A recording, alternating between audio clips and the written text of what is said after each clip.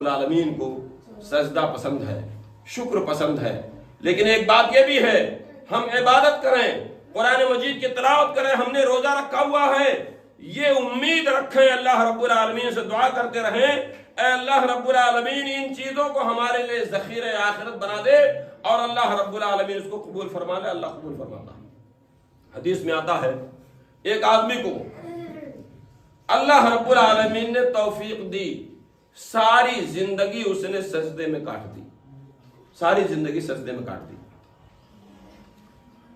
جب وہ مر گیا، اس کی زندگی ختم ہو گئی، اللہ رب العالمین نے ارشاد فرمایا فرشتوں سے، لے جاؤ اس بندے کی روح کو میری رحمت کے سائے کے نیچے داخل کر دو، میری رحمت کے سائے میں۔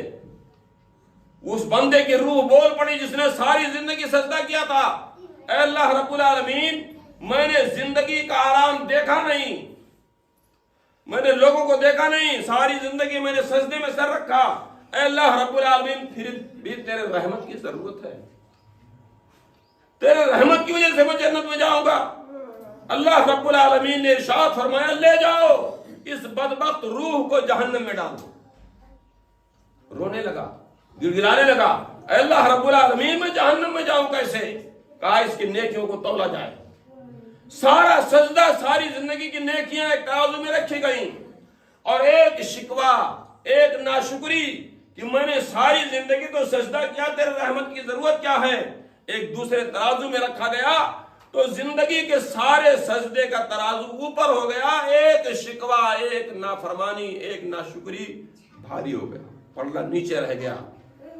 تب وہ گر گیا، اللہ رب العالمین مجھ سے غلطی ہو گئی۔ اللہ رب العالمین نے ارشاد فرمایا، کوئی انسان اپنے اعمال کی وجہ سے نہیں جا سکتا جب تک کہ اللہ رب العالمین کی رحمت نہ ہو۔ اس لیے ہم نے روزہ رکھا ہوا ہے، ہم نے صدقات دیے ہیں، ہم نے اپنے جسم کو بھوکا اور پیاسا رکھا ہے۔ ایک ایک گھنٹے تک ہماری قوم کے بزرگ جو بیچارے کھڑے نہیں ہو سکتے تھے، لیکن اللہ کو خوش کرنے کے لیے انہوں نے تراویح پڑھی ہوئی ہے۔ دل کے خلوص کے ساتھ ماں کہیے، اے اللہ رب العالمین، ہم نے تو تراویح کی نماز پڑھی ہے، لیکن کچھ کمی رہ گئی ہو، کچھ کوتاہی رہ گئی ہو، کچھ خلوص میں کمی ہو، اے اللہ رب العالمین تو اس کو شرف قبولیت بخش دے۔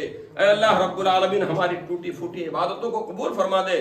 تو اللہ رب العالمین کو، رب کو بخشش کے لیے کوئی بہانہ چاہیے، اللہ رب العالمین کو بخشش کے لیے کوئی بہانہ چاہیے، اس لیے سچے دل سے رمضان کے مہینے میں ہم توبہ کریں۔